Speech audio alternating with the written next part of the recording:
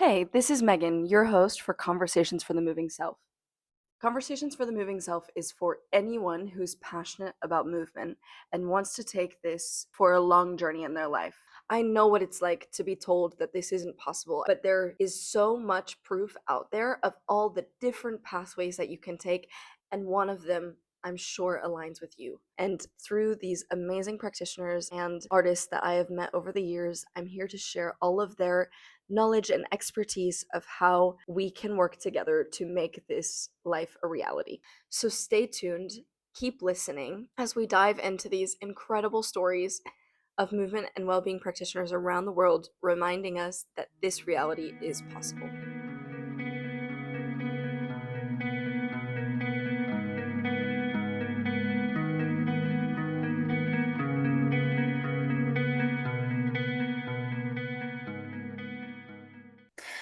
Welcome to Conversations for the Moving Self. Today I'm super excited to have Bethany Lawrence here, who's a level 5 advanced clinical massage therapist based in London and specializes in creating treatments that are focused around relieving pain and increasing range of motion.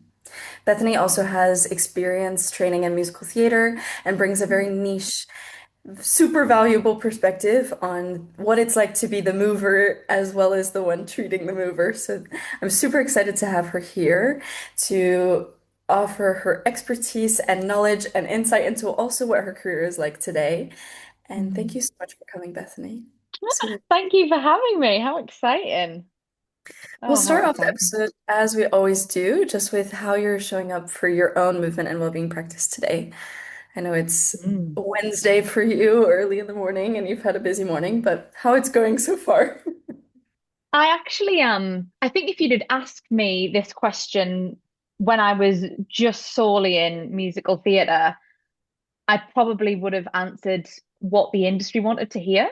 Um, how was I showing up for movement? Well, I'm taking loads of class and that's what I'm doing, I'm perfecting my craft. And I think as I recognized that some of the shapes and I suppose ways in which they wanted our bodies to show up in those spaces didn't resonate with what I wanted for myself. I think nowadays I actually don't fight with my body as much, which is really lovely, but also was really hard to get there. I show up I suppose in the movement element in ways that like my body wants to and actually is going to feel good from it.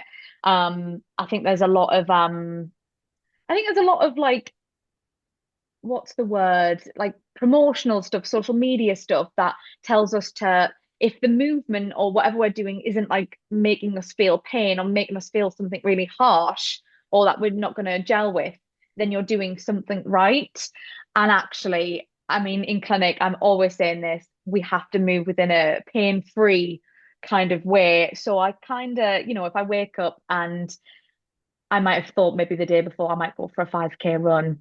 And actually, I wake up and my legs are going, Beth, come on, just take the dog for a walk around, around next to the river. You're going to be okay. Then that's how I'll show up for my movement. So I'm a lot softer with myself. I love going for a run, but my version of a run is singing Beyonce out loud. Um, and that's that's me. I'll go for a run and I'll sing, which is lovely, and I get to express. And it happens quite a lot. My partner loves he runs and he runs quite fast and he does races. We can't run together because I'm singing and I'm clapping. And I enjoy it. I love Pilates. I have tried reformer Pilates. I'm not well practiced. And yoga kind of flows in and out. Um I find more restorative yoga really hard.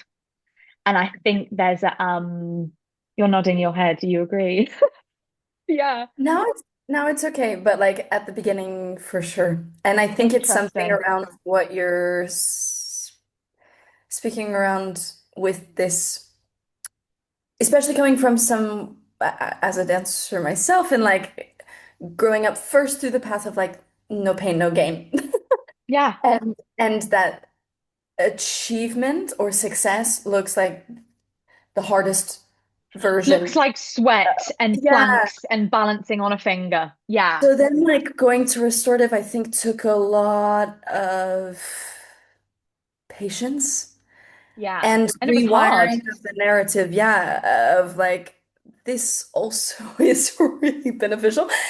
And yeah, just reshaping like what that feels like and what, Yeah. yeah, so many things. But yes. Yeah. So when I am called to do restorative yoga, when I really feel like it's gonna benefit and support me, or it's the class that I've booked or whatever, I that doesn't mean to say that I'm gonna find it easy. Um, Certainly not. And so yeah, that's kind of how I show up. And I think in terms of body work, I I get regular body work, and I really try to advocate. I mean, I'm always in clinics saying we should get regular body work, and that's not always me. I think as a freelancer, we're like, oh, we're building a business and whatever. But I might not be your answer. It might be that you need acupuncture, or you need a chiropractor, or you need something else. But I think everyone should experience a level of touch therapy, because it's brilliant for the body and the mind. So I go I go at least once a month. I try and push it to twice, but I do a lot of self-care and self-release. And I think it's interesting because one of the reasons that, like, one of the kind of journeys and pathways I took into body work was because I didn't think performing artists were well looked after with their injuries, particularly what I was seeing at my school and what I was seeing and having conversations with. And whenever I got injured, I'd be like hiding in the toilets with a massage ball trying to release my shoulder blade or whatever, because I didn't want people to see that I was potentially aching or tired or fatigued or potentially injured, because then I might not get the part, or I might not be chosen to be part of that bit that I wanted to be in or whatever. And I turn to self-care a lot, and I talk about it a lot because I teach a lot of self massage online and in person, because also not everyone wants to be touched one on one. Sometimes touched by someone else is not something that they want, and that's okay. So then, what tools can we bring? So I have a massage ball in every Uniqlo bum bag I own. I was just out in Portugal over the weekend, and at the bottom of my bag was a spiky ball. No, you never know. So I do a lot Exactly. of yeah, and I love my fascial work. I love working with the fascial system. It's got a huge connection with the central nervous system, and I think that's a brilliant way to rest and digest. It's not always easy, but it's beautiful. I'm partial to some acupuncture, but there's certain bits of body work that don't resonate with my body, but it works with others. So Mm. yeah, that's kind of how I show up, and I show up as consistently as I can, but without overwhelm, if that Mm. makes sense. Yeah. It's so lovely to listen to, and my mind is like, Hmm. I want to talk about this. I want to talk about that. I'm super excited to like keep going into the conversation because Yeah. I think like there's something also that came up as you were speaking around just the importance of, yeah, opening our eyes up to how many tools that we can use to support ourselves in these movement and well-being careers, and then to Yeah. be able to tap into what works for you and when. And Yeah. with that, I would love to rewind a little bit in your journey to where this movement, where musical theater started for you, how you went into that path, and then how it led you on to massage Hmm. therapy, the work you're doing now. Okay. I think massage, funny enough, came first. Ah. Without the qualification. So when I was little, I'd like massage my grandma's forearms from her couch. When my mum finished a long working day, I'd massage her. When my dad finished working a double shift on a Sunday, I'd be massaging him. And it was something that, like, I'd be like waiting at the door, and I was either your hairdresser or I was your massage therapist. And it was a way of which, like, I'd bond and connect with my loved ones, but I'd also, without even knowing the science behind it, recognize how they just relax into the couch or whatever, and just like be able to put their day behind them and rest. Um, and my mom will say this now, like, even when she comes to visit me in London, 'cause she lives up in the northeast of England, she will go, "Oh, Beth, can you please?" And it's like times you stood still and went back in those lovely cuddly moments where we were just like looking after each other and giving each other massage swaps. So that kind of, interestingly enough, came first. And then when I think I was around my, I think I'd turned like 9 or 10, I watched my brother do rugby as a hobby and start to, have like outside what they call like extracurricular activities. And I didn't necessarily have them. My confidence was always quite low, and I used to struggle to like read off a page, whether that was like a stutter or I just feel really shy. And my mum was like, what about local dance? Why don't we go to dance and musical theatre classes in the local community centre? I was like, okay. And I went one Friday and I couldn't leave. I think my class was like 4 till 5 p.m. and I stayed till 8 p.m. in my big green parka with a banana. My mum like left me with a banana because she was like, "You need dinner." And I was like, "Just leave me." And I was like absolutely transfixed because I was watching people tell stories with their bodies, and I was like, "Oh, that's really cool. That's so cool." And I could like tell what story they were telling me, and also loved the community element of it, and like having a group of dance friends. I thought that was really lovely. And then I remember my dance teacher at the time just could like never get rid of me. It's just like even if it wasn't the class that I was paying for and participating in, I was just like watching, and I just loved it. And that's where I started to sing. And we went to like a drama school in London, like a summer school when I was like 13. And my mum dropped me off on the Monday, and I was like so shy. I was so nervous. I was anxious. And then she came to watch me on the Saturday, and I was singing "Mama, I'm a Big Girl Now" from Hairspray the musical. And I was like standing, "Stop telling me what to do." And my mum was like, "Where is my daughter gone?" And I remember from then being like, "Oh, I need to move to London. I need to be like a part of this because it's like it's transformed me and my personality. It's given me confidence, given me self-esteem." So yeah, I kind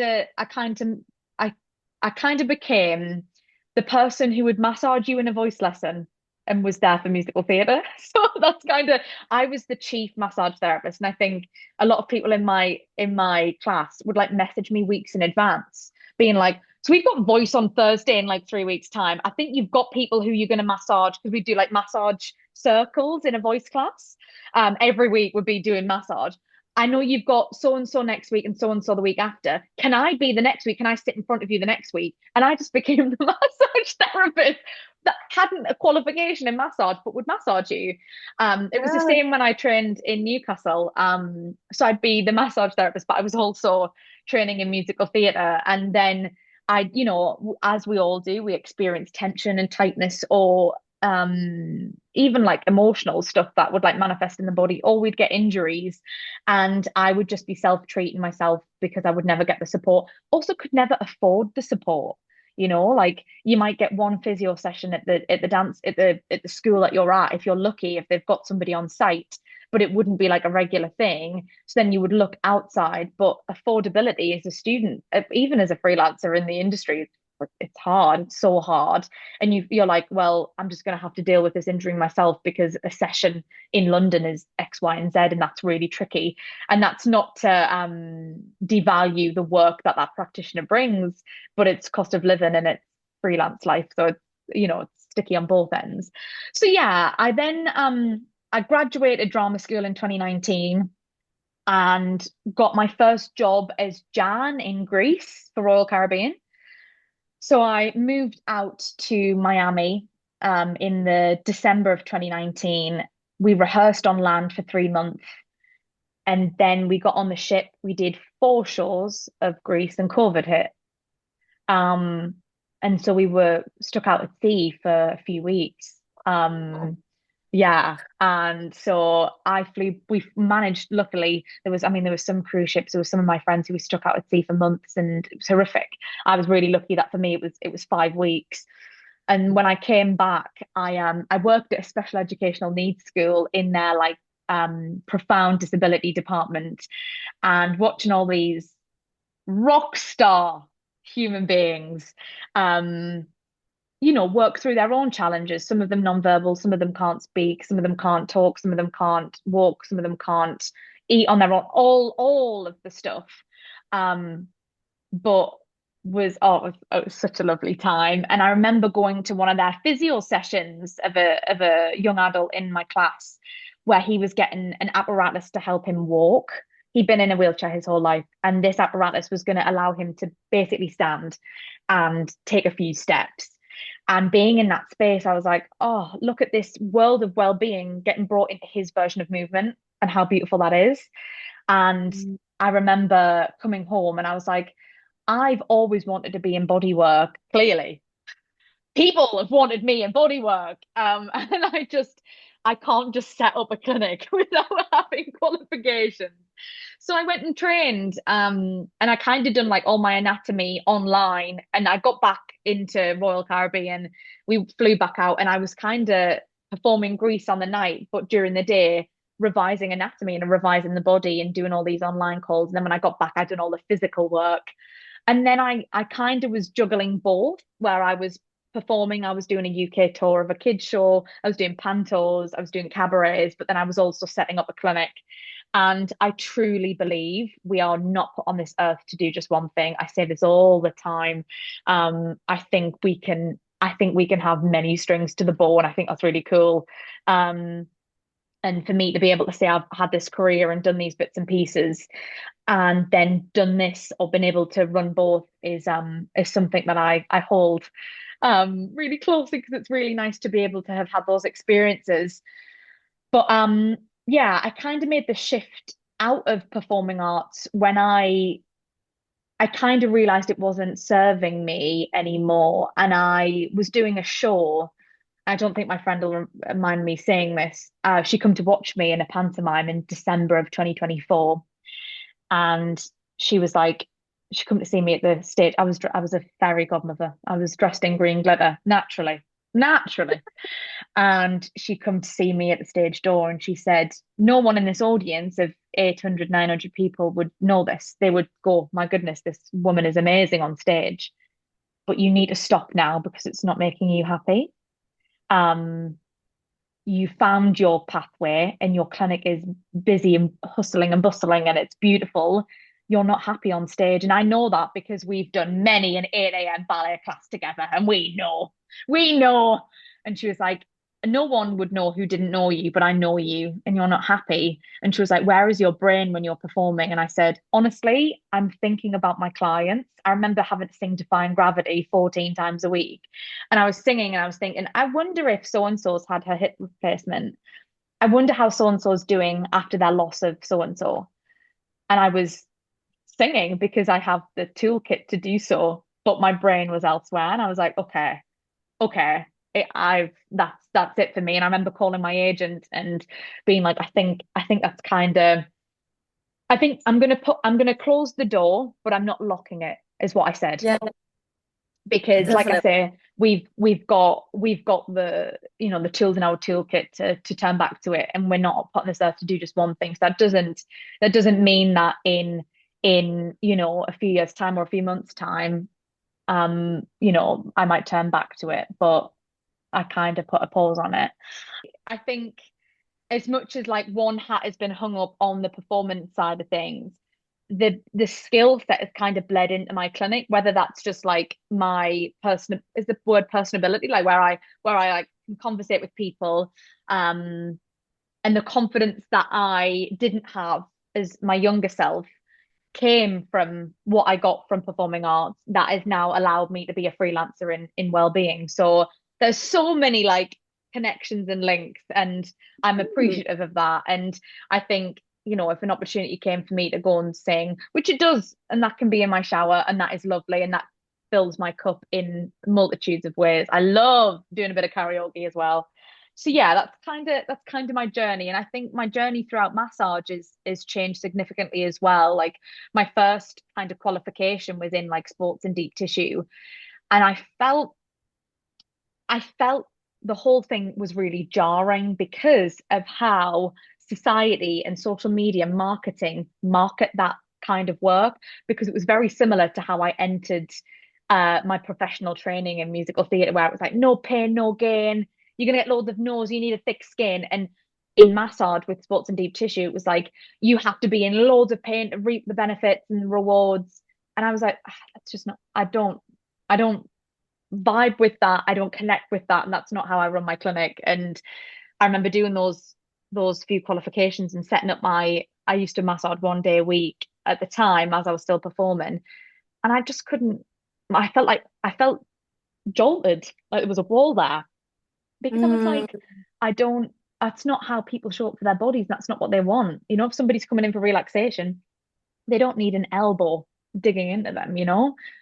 There's places for that, and there's certainly techniques that's going to support them. But if they're looking for more nervous system support through body work, then that's not going to cut it. So then I kind of like went into myofascial work and hot stones, and I did a pregnancy qualification, and now I'm in my third year of my 3 year degree in chronic pain because we I was turning a lot of people away who were in chronic pain because I didn't feel like I had, like what you were saying before, the toolkit for it.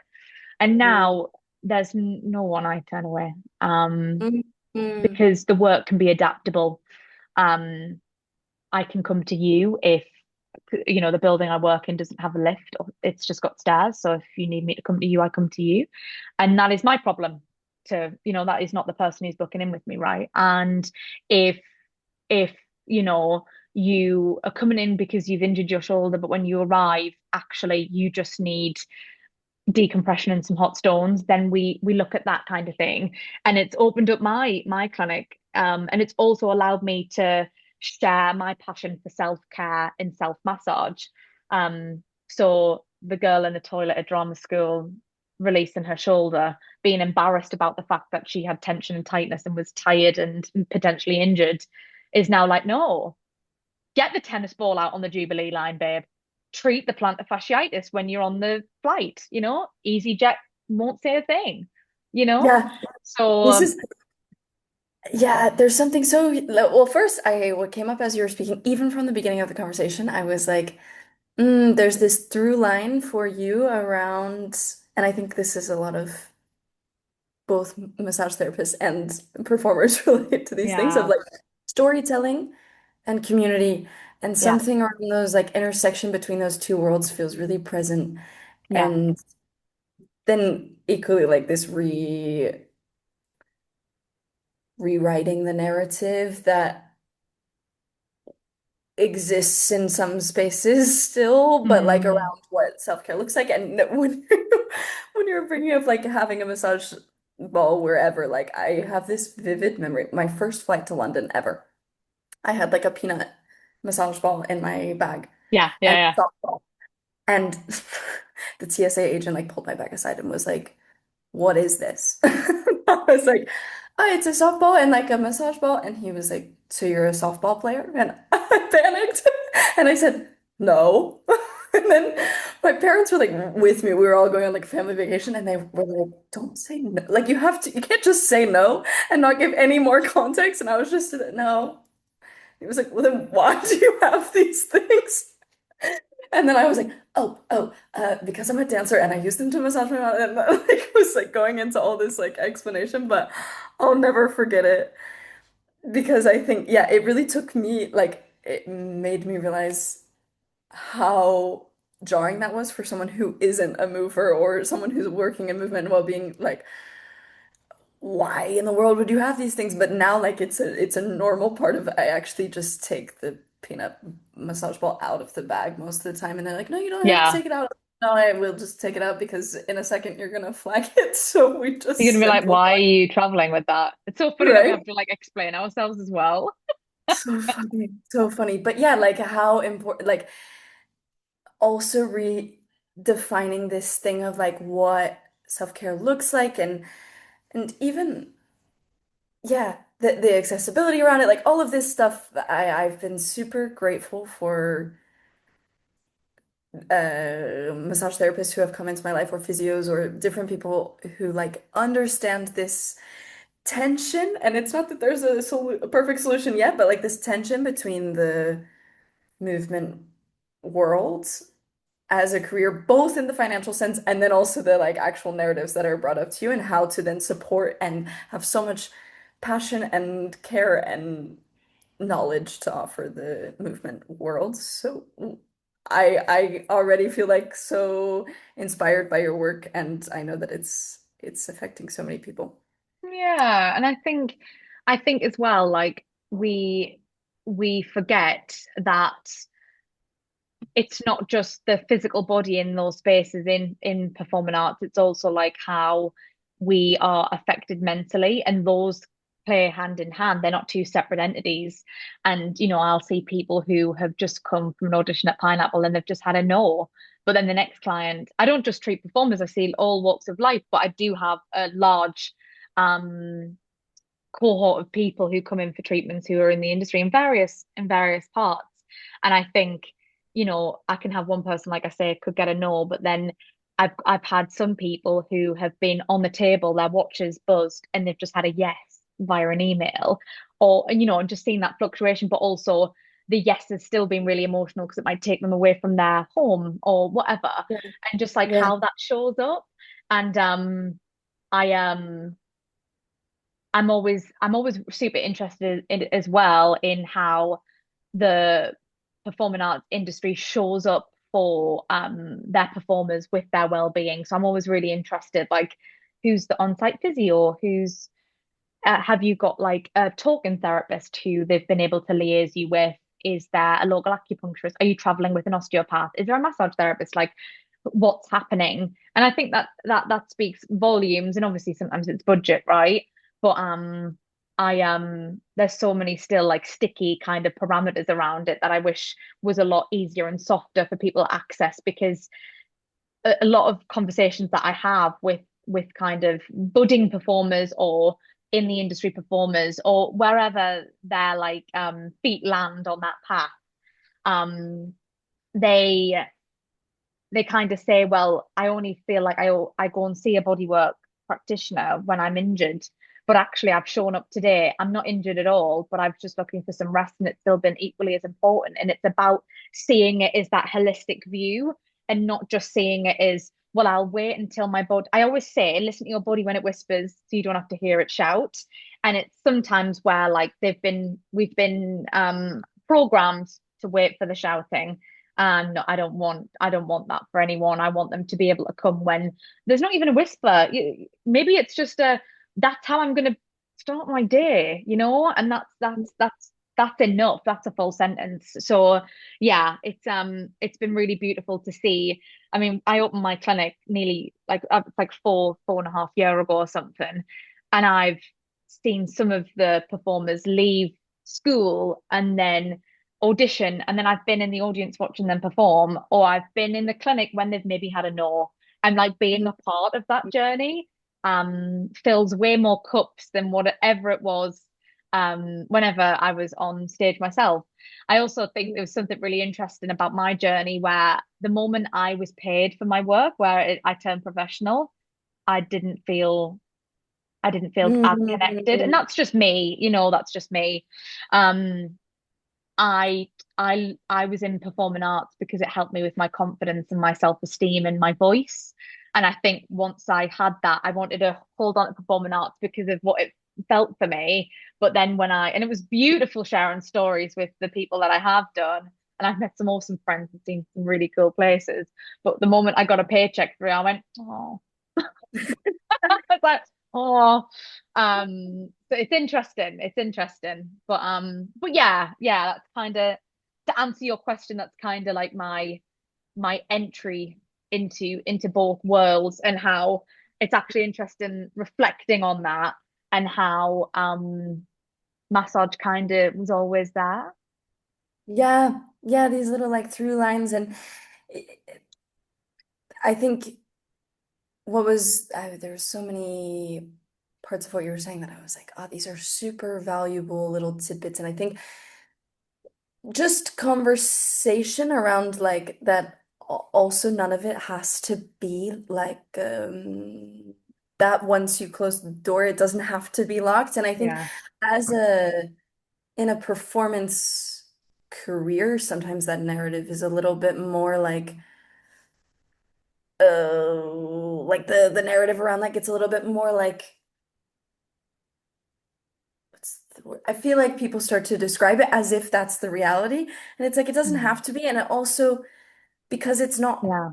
always going to be playing the same role in your life as well. Like what you were speaking around of like, okay, what was movement and performing offering me? And like once it becomes not that, it doesn't mean that I can't access that space forever if I choose to not be Yeah. making It shows it. up in But a like, different way. Yeah. yeah, exactly. And even as you were speaking about like running and singing and like that Yeah. release that comes from that, it's the same. Yeah. There's differences, obviously, but like Yeah. it's But offering it's similar sentiments to you and totally. what yeah, what is the point if we stick it out too long and we lose the joy from it or the things that it was offering us in the first place? I But think it's is a really also the same, it's the same in body work where like we think we should only access it when we're injured and then it ends when we're not injured anymore. And I wholeheartedly believe all of us should experience talking therapy. And I don't think you have to have been through something incredibly, I think it's all valid, whether it's something traumatic, whatever. I think you should experience talking therapy. And I think it's something bad to happen doesn't necessarily, you don't have to have had something bad to have happened. yeah. Everything is valid. And I think the same with body work. I had a client who's a performer, maybe sometime last year, who come into clinic and was like, but I've come in and I actually feel really guilty taking up this space because my body's okay. And I was like, why would you feel guilty about coming into this space because your body feels okay? Why don't we have a treatment and we can celebrate your body feeling okay? And she was like, I know, but like somebody might need it more. I went, and that person will come forward and they'll get support. You are just as worthy and deserving of compassionate support and rest, like, of course. Mhm. And it was so interesting to have that, like, I know, but like we've worked through the injury and I feel loads better. So like maybe I don't need this. And that's also okay. You can also exit well-being, and that's okay. I'm not going to hold you down. Um, However, it's changing that mindset of knowing that you can access it for whatever reason. It doesn't have to be because we're navigating something specific. It can be whatever. So, and it's interesting that I have that within performing arts, where it But kind of even served a purpose for me. Yeah. yeah, like even as you were speaking at first around this, my brain went straight to talking therapy, to massage therapy, to Yeah. even just like yeah, in any form of self-care well-being. Like there is definitely times in my life where it's the exact same narrative of like, oh, but like you're fine now. You should just cancel the appointment. It's like Yeah. I think it's not coming up from like when I notice it coming up, it often is for this reason of like we've been taught somewhere down the line that you only deserve to access that when you're at your like worst. And it's Yeah. like, oh, what actually happens if we reshape that narrative and we work from a more preventative space or even just like just care and compassion and Yeah. And like, compassion.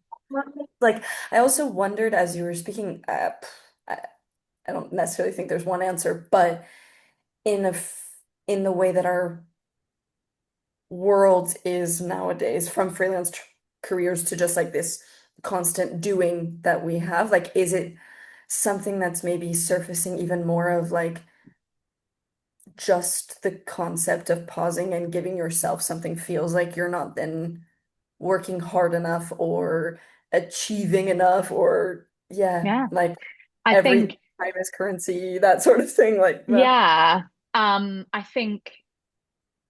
I think also it's really hard. It's a little bit like what I said about restorative yoga and yin yoga. Like that's really hard. It's honestly harder than me moving my body in more of a faster pace. My heart rate's up. I find the more slower movements or sometimes no movement way trickier. I know it's going to be really beneficial, but I find it a lot harder. And I think when people then have like thought, well, I don't need this anymore. Why am I showing up for it?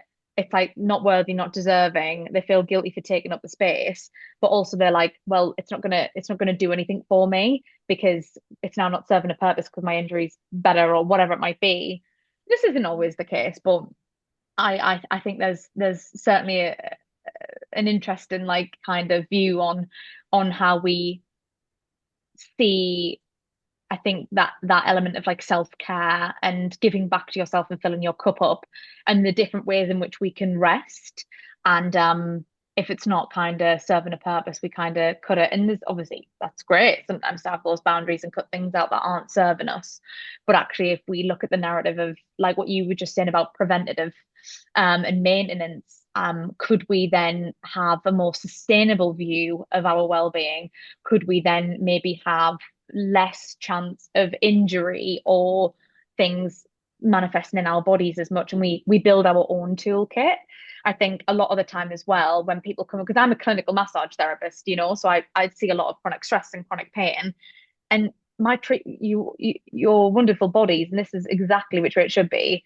Your treatment looks entirely different to the person I've just treated an hour ago. I've never had a day where I've went, God, I've just done 7 of exactly the same treatment. I've never, thank goodness, because my brain would be like, oh. But and that doesn't always mean that it's massage. Sometimes Yeah. it's rehabilitation. Sometimes I'm showing somebody a resistance band. Sometimes I'm sat with somebody going, okay, I don't think what you need is in my wheelhouse, but let's just quickly pull up on the laptop a person who I think could support you, and I'll give you their details. It could be that. It could be that we're looking at self massage techniques. I literally sat last night and was showing someone how to release their muscle called your tibialis anterior, the muscle on the front of your shin. I was showing them how to release that, and that's the beauty of being a bodywork practitioner in this field, because you might get something else out of it. And also sometimes we're really not aware of what our bodies may be holding as well. I often hear that. I bet you've had it as well when you're like, I actually feel really good. The practitioner puts their hands on you and you're like, whoa, my lower back. What on earth? You know? So sometimes it takes a village. It takes a village for us to show up as a freelancer, regardless of what industry you're in. And finding your village can be really hard. Can be really Mm. hard. And I think sometimes when we are vulnerable to show up in a well-being space, whether it's body work or whether it's yoga class, whether it's talk and whatever it is, that can be really vulnerable. And sometimes we feel, I don't know what journeys you've had with different elements of well-being, but you feel like you've explained yourself a million and one times. So to actually find someone to work with is really beautiful, because then you feel like you've got that therapeutic alliance, which is really nice. And that's what I think makes the difference from this no pain, no gain, sports deep tissue work to actually having somebody who's on that journey with you in the various different capacities you might need it within your like performing arts career or whatever it is that you're doing. Yeah. Lots of like incredible stuff coming up. And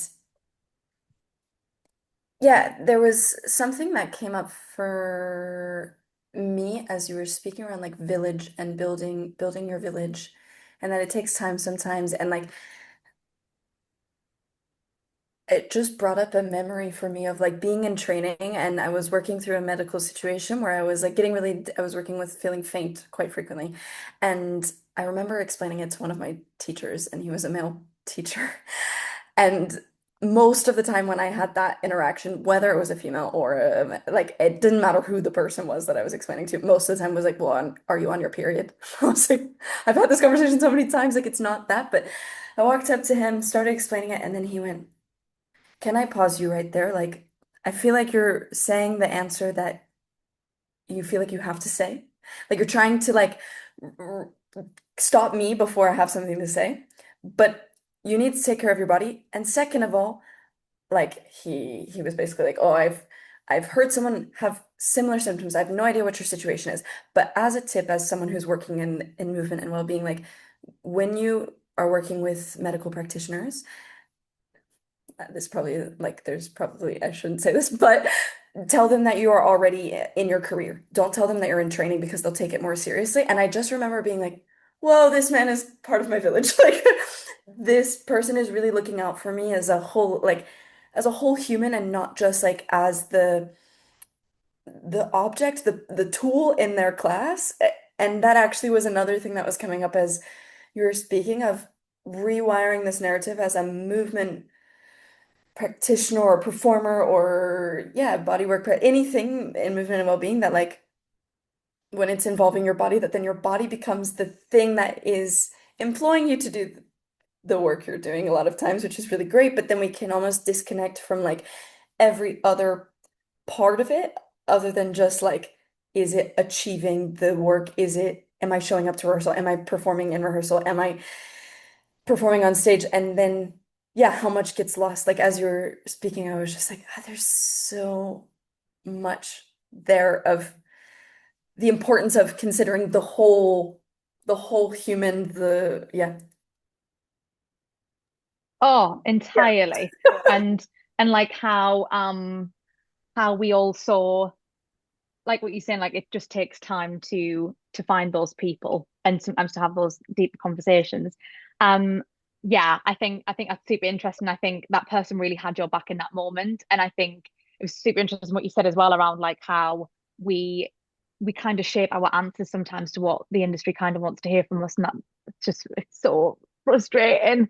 Um, and it sometimes feels like we're not getting listened to, we're not heard, and that can be really jarring.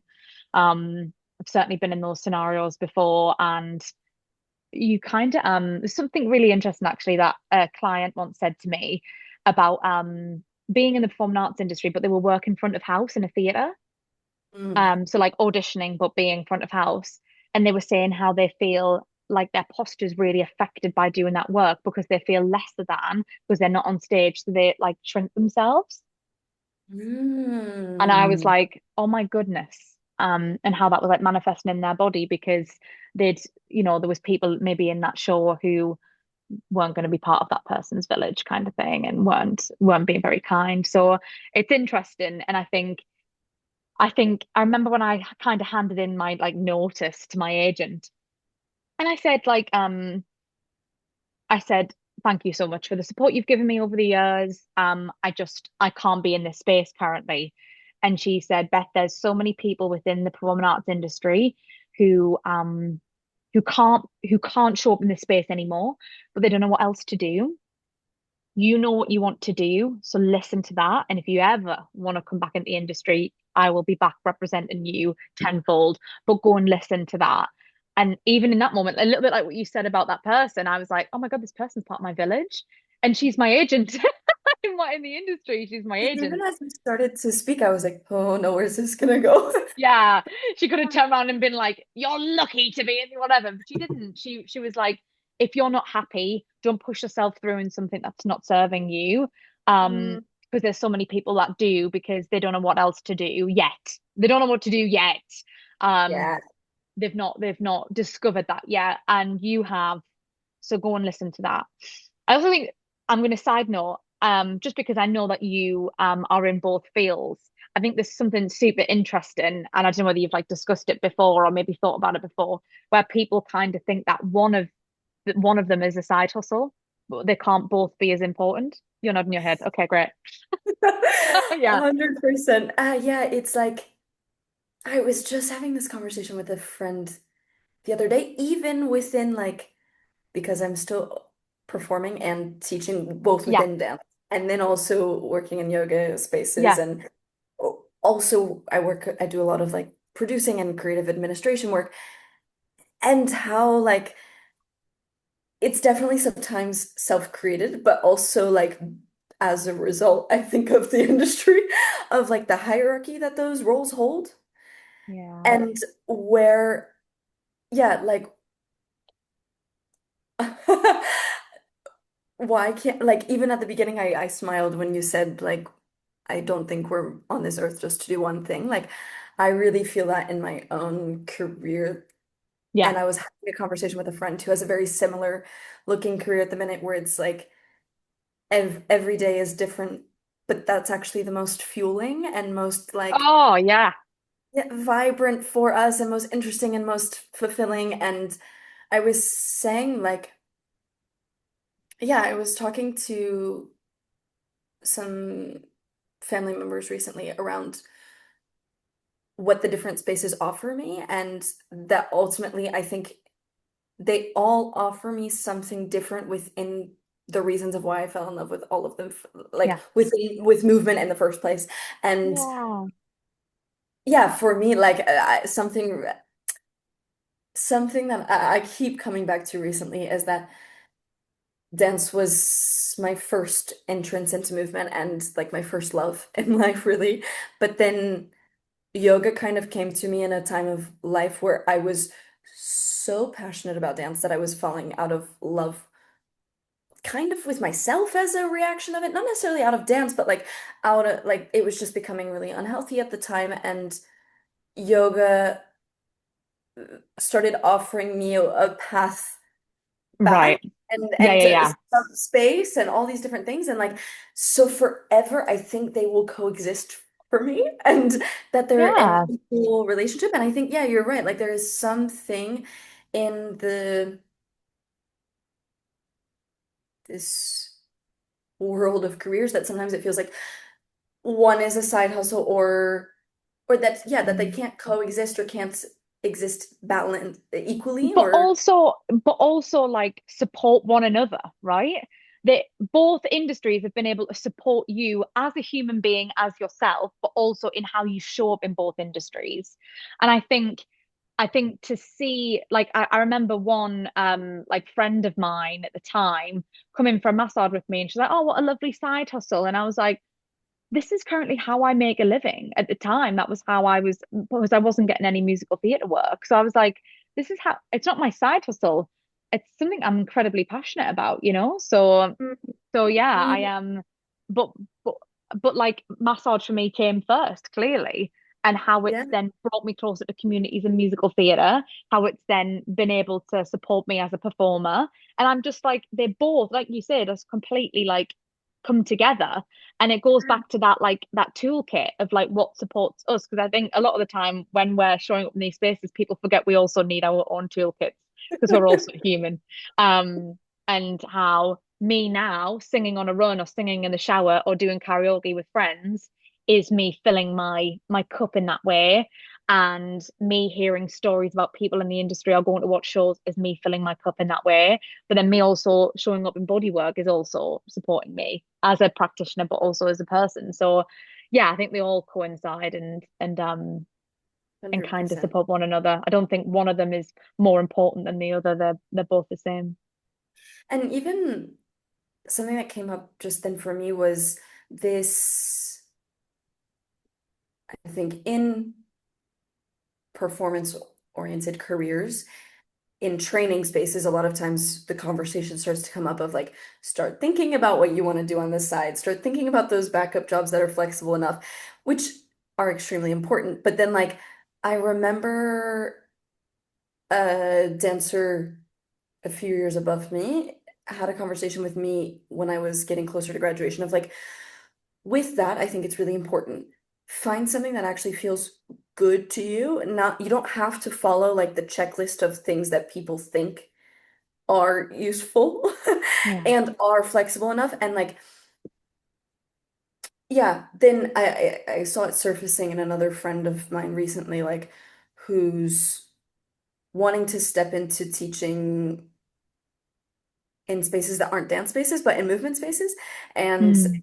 just this conversation, like I think there was a little bit of, yeah, the same narrative of like what is considered valuable Yeah.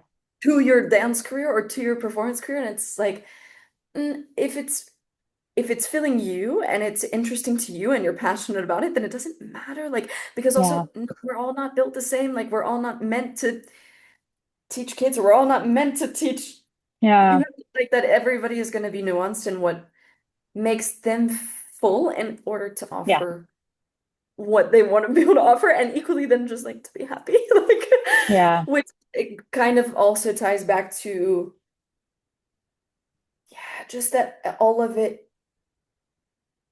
that there's no one pathway and you can let things enter and exit when they need to Yeah. fuel your career. Mm. Yeah. For sure. Mm. Absolutely. Could not agree more. I had seen a little bit on your social media around your research project at the minute. But I was before the episode curious about like what were you if you're dreaming, what the next steps are for you. It's only been like 4.5 years, so it might be, yeah, Mm. it might be a big question, but like, yeah, just what you see next. And I'd love to hear a little bit more about your research project that you're starting at the minute and Stunning. what life is like. It's so interesting because I am part of my degree, we had to hand in a 3 to 5 year business plan.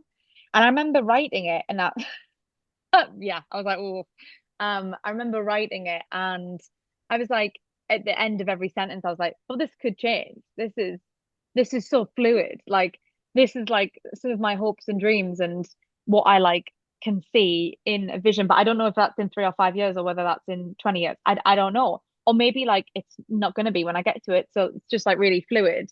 I am I am currently in like a transitional period of I'm moving house. I'm like kind of moving out of London, which still looks like I'm still going to be working in London as a massage therapist, which my clients know. So this if they ever listen to this, they can relax. I'm not going anywhere.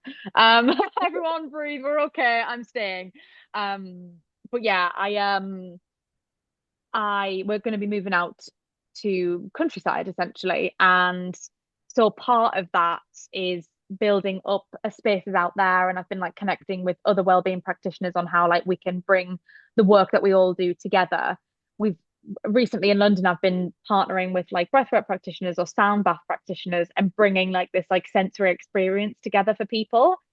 Bringing calm in nervous systems or like exploring how sound and touch can support you, so like I've been doing touch work, like even like putting hot stones on people or doing like facial work whilst people are in sound, and like exploring all of that. And I think a big like part of my vision is making sure that massage is seen as this like or body work is seen as this affordable necessity and not this one-off luxury. I'm not a spa, and hot stones is not the girl lay with her head on the side with the stones down her spine with a some floral thing in her head, in her hair. It's you know the picture. Yes, You know the stock image. I know I document yeah, for sure. yeah, you've seen it in a spa pamphlet and you're like, am I am I gonna look like that? Is that what I'm gonna look like? But I see it more as like this affordable necessity. So I think part of my vision in the future is being able to bring massage to people in a way that feels accessible and supportive for them. So whether that's online work, I've been doing bits and pieces, but really building that, and partnering with other wellbeing practitioners in bringing like sliding scale events together so that people can come and explore, because massage, we speak about massage or bodywork, but it's actually not everyone's language. Not everyone has experienced it. Not everyone has enjoyed it or has had bad experiences. So like how can they access that? And yeah, that kind of leads me quite well into like my research project. So and I speak about this quite openly and candidly, so this is not a new thing for me to chat about, but because I always used to massage my mom, my dad, and my nana, and then my friends and things. And even like when I'd like not even graduated in massage, but was like visiting up north, I'd still go in and massage my nana, and I'd massage my dad and stuff. And since graduating in massage, I've sadly lost both of those human beings. I've lost my nana and my dad, and I really connected with how grief manifests in the body and how touch can really be profound in that like journey. And I believe I mean, grief is universal, in every aspect. If you've not lost a human, you've experienced some sort of loss. But to have experienced grief is to have experienced like loving someone or loving something super hard. And that's really beautiful and a privilege in itself. And so I'm not coming at it at an angle of we need to get the grief out of the body and need those knots. Not It's not that. It's actually sitting with it. And my research project is sort of like a 16-week project into how clinical massage and the specific protocol that the school that I train at called the Jing Institute in Brighton, how their protocols can support the overall well-being. So we're looking at depression, anxiety, and stress, and how massage can support with that. in adults who have bereaved, so who have lost a human. And there's some amazing research projects out there. Some of the people that have come through and proven like online methods, like online self massage for depression in desk workers, or how I think somebody did something on massage for movement practitioners or people within the industry. There's been amazing results. A woman in the year above me did a fantastic research project into clinical massage on child loss. So, like parents who'd lost children because she'd lost a child. And she'd brought people's stress, anxiety, and depression down by 67%. And that was 6 weeks worth of hand. Well, she did a blend, so she did 1 week hands on and the next week online. And I'm doing a similar model, so it kind of answers your question. In like my vision for the future is I want that online model for not just grief, not just people who are grieving, but people who can't access one-on-one support. But maybe I can go, okay, you've got this type of headache. We've been to the GP. We know it's not X, Y, and Z, but maybe it's musculoskeletal. Have you tried treating this muscle and this trigger point with a massage ball or using your hands? Have you tried this stretch in this way? And creating those kind of individual kind of plans for everybody because everybody is different. So yeah, the project is it's been here, and by here I mean in my chest for a few years because I've known I've wanted to do it, and now I've got like the go ahead, and it launched last week, and I've been able to speak to some wonderful people about their journeys and how this project could show up for them, and in how it could potentially support. So yeah, it's if you'd had asked me when I first started in massage, I'd be doing this. I would have laughed at you. If you'd had said, Beth, you're going to be massaging on yoga retreats in the south of France, I would have also probably laughed at you. But how how all those worlds have like come together. I've built a community and I've built a village, and it's growing and it's beautiful and I love it so much. So yeah, thanks for asking about my project. I Yeah. think I think a lot of the time grief feels really taboo because we feel it is like this sort of not negative, but like this sad topic. But I love being able to speak about it, and I love being able to advocate for massage being like what we said at the beginning, not this fixing, but just showing up. And I think that's what I kind of want to show in this project of, I'm not trying to get rid of your grief. I want to celebrate it and Mm. be sensitive around it. So yeah, yeah.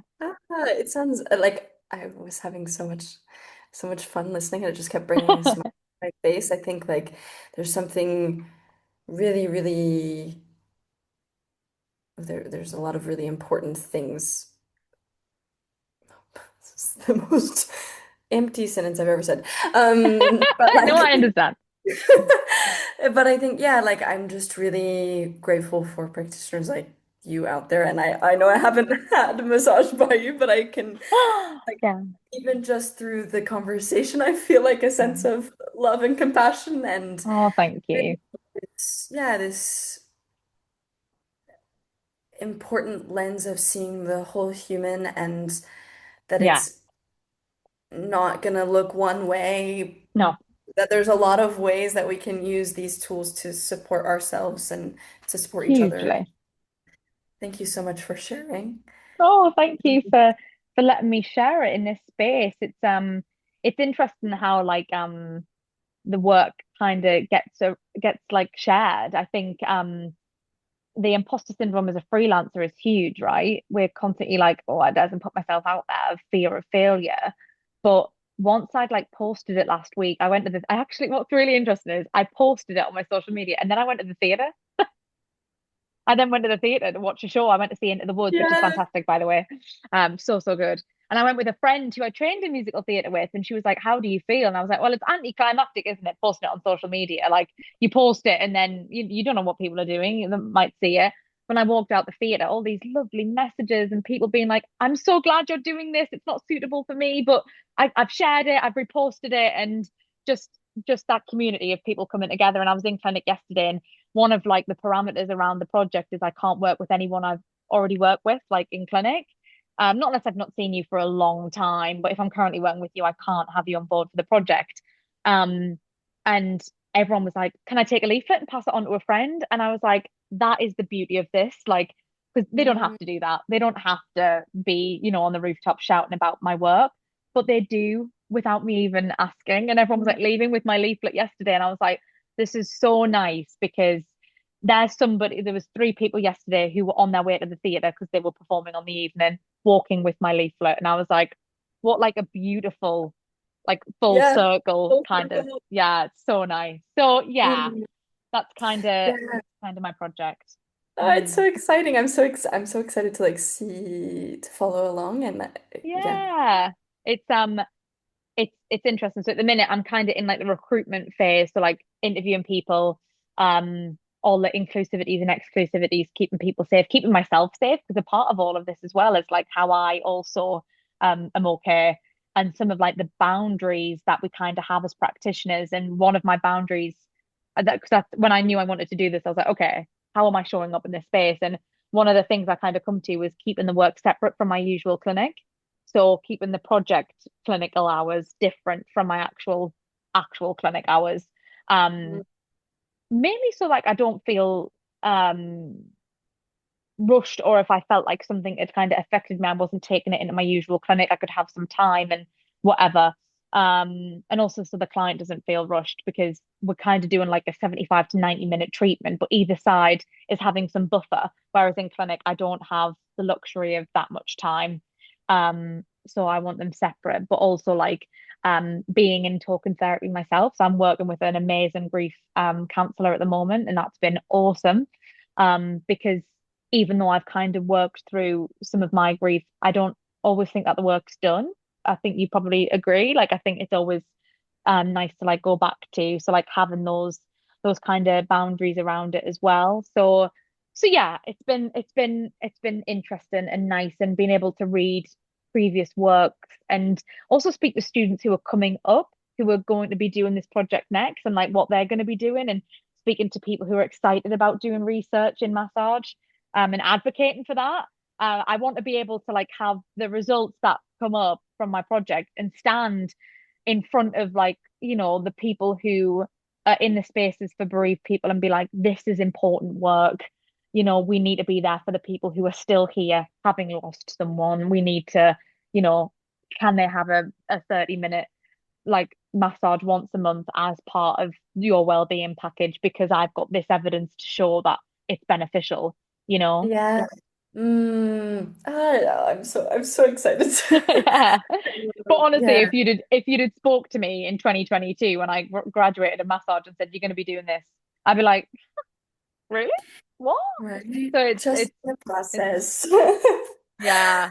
Hmm. So yeah, Yeah, I think the universe kind of speaks to us in wonderful ways, and I kind of just have found my flow with it, and that's kind of meant that I've been on a UK tour dressed as a pirate performing, and then coming off stage and researching fibromyalgia, and that's kind of been my journey.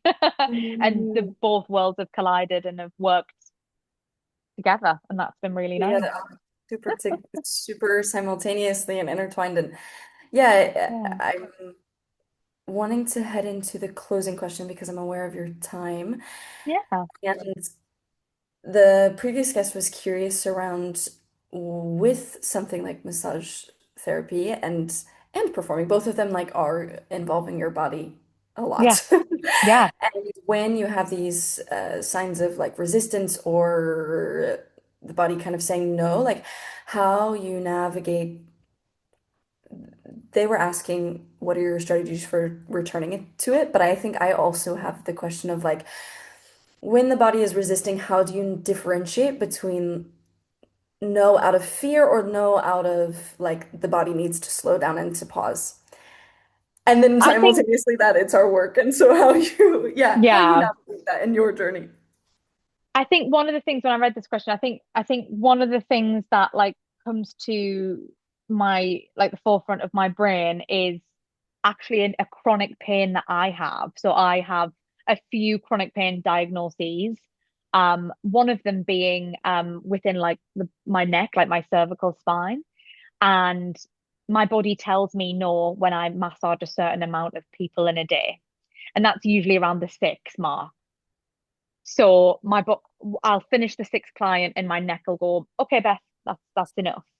And the people pleaser in me and the person who doesn't want to let people down in me is fighting with that because they're like, well, no, you've got another hour in your day. You could massage someone, you could maybe help somebody with their injury, or you could, somebody might need you.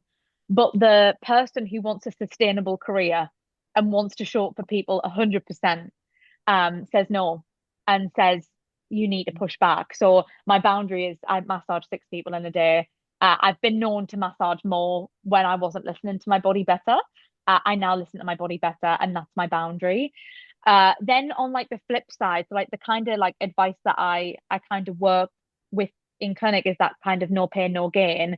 So say if I was working with somebody who, is in chronic pain with a frozen shoulder or something that is like stopping them from day-to-day activities, we kind of focus on like what what is it they'd like to do? Yes, okay, maybe that person runs marathons and hasn't been able to, and that is a goal that we'll hopefully get back to, but like day to day and like kind of funnel those like objectives and goals to make them more like sustainable but like reachable.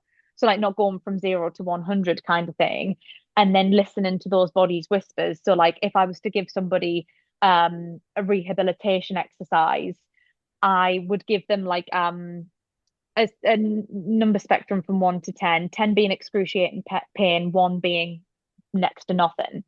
If you're doing that exercise and you go over 7 out of 10, then you're not actually supporting your body. You're meeting it at its most resisted. We want to meet ourselves at the least resisted.